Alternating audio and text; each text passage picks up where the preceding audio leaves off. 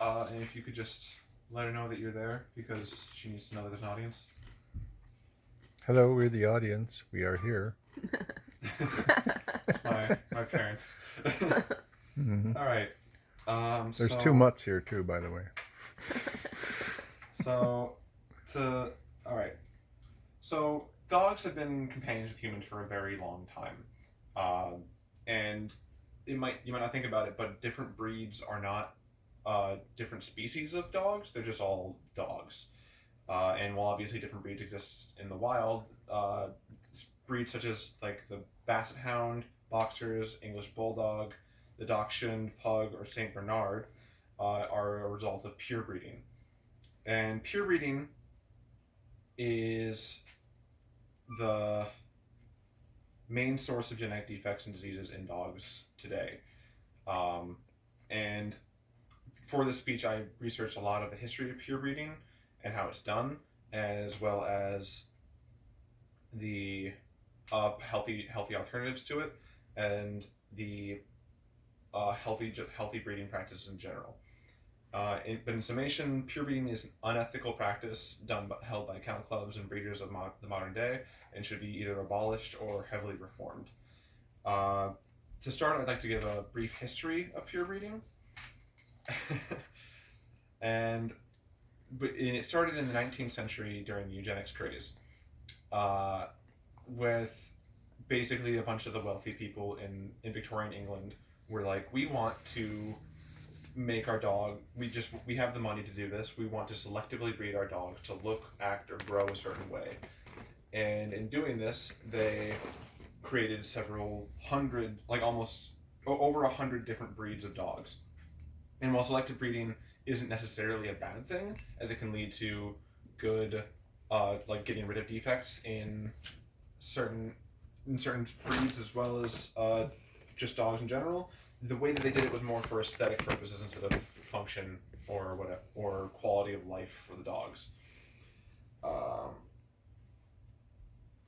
they did this though through a method called genetic bottlenecking, where they take dogs for they limit the gene pool of dogs with certain aspects and characteristics, and then breed only those characteristics, even going so far as to breed them within their own families. This has led to genetic diseases and defects, and as well as rare diseases becoming more common among other breeds. And pure breeding is still popular today, although not quite as prevalent.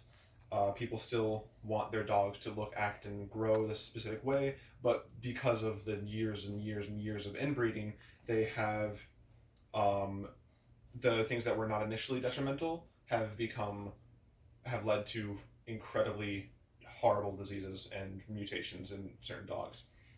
Um, People love the diversity in dogs, uh, but if the practices currently being upheld right now are continued, then they will just have shorter and shorter lifespans, and be riddled with problems that can't be solved that can be solved with healthier breeding uh, with healthier breeding practices.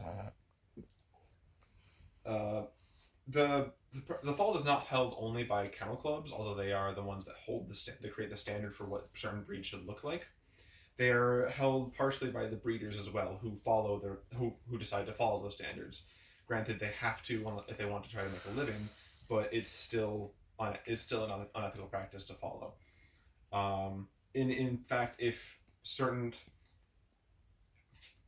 artificial insemination was not a thing, the English and French bulldog may have gone extinct at this point, because due to their current modern proportions, literally make it so they typically cannot mate on their own. Um, the biggest issues in purebreds due to inbreeding and genetic bottlenecking, like I said earlier. According to the information about shared with you was found on dogbehaviorscience.wordpress.com, which has a history of discussing the problems with modern breeding habits and practices.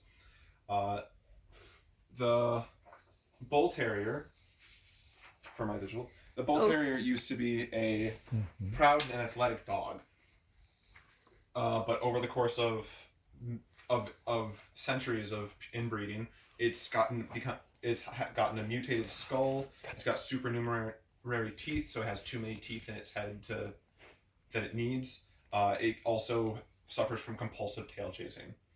The Basset Hound is already a short-legged dog, but since its creation, it has gotten lower to the ground, which means there's even less room between its body and the ground, so it scrapes against the ground a lot when just walking. It is it has severe hind leg restructure from over the course of a couple centuries, and it has several vertebral problems, droopy eyes, which are prone to entropion, which is when the eyelid inverts, and ectropion, which is when it everts. Boxers, like Margot over here, used to have a normal long snout, but over the course of pure breeding for centuries, it has developed a shorter, flatter snout, which leads to respiratory issues.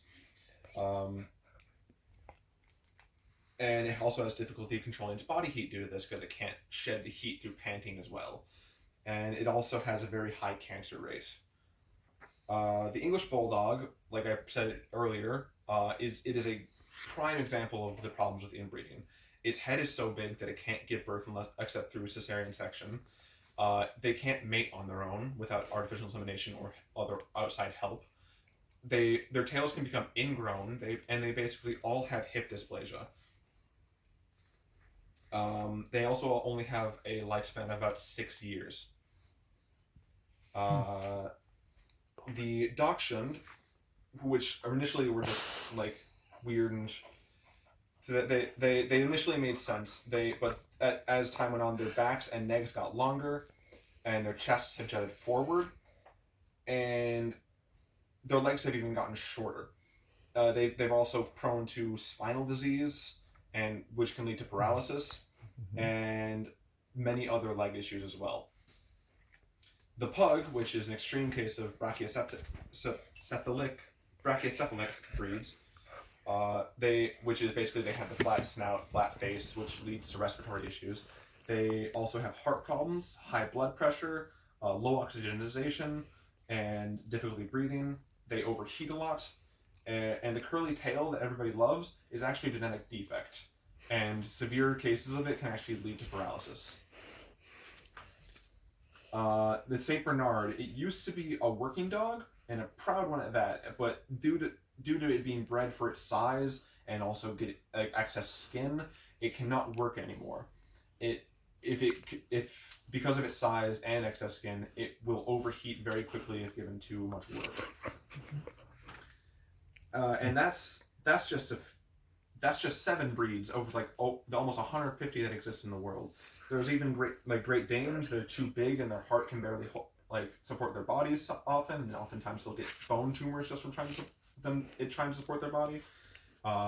King Charles Spaniels, they often have skulls that are too small for their brains, and Golden Retrievers have a 60% chance of getting cancer, of dying from cancer. Or rather, 60% of them die from cancer. And there are a lot of genetic issues that happen with purebreds. That's just true, and all sounds very grim. But there is hope for them.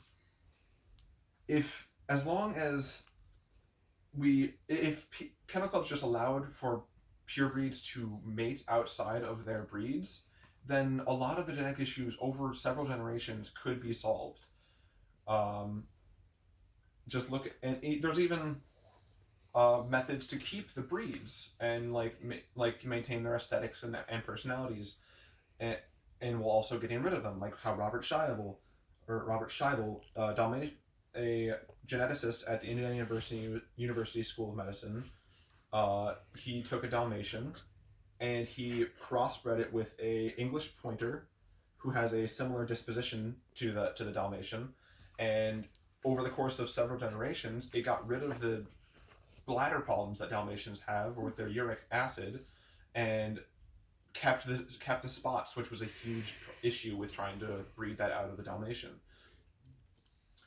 Personally, I would prefer that we just get rid of kennel clubs altogether, because because they had to jump through all these hoops just to make sure the Dalmatian could stay with, like, could be registered under the kennel clubs.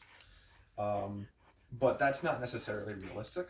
So there are healthier alternatives like what Seidl did.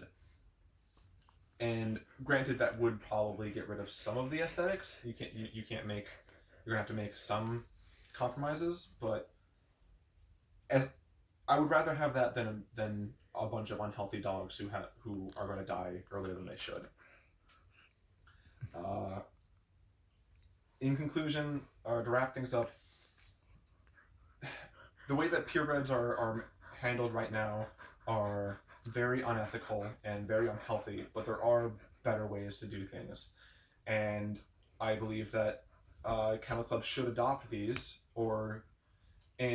next time you go to adopt a dog, just make sure, just get a mutt. Don't care about what breed it is, because it's not going to. Because if you care, then these practices are going to continue, and it's just going to be bad for the dogs. Isn't that right, Morgul? Oh, and Violet. All right, that's it. Ta-da!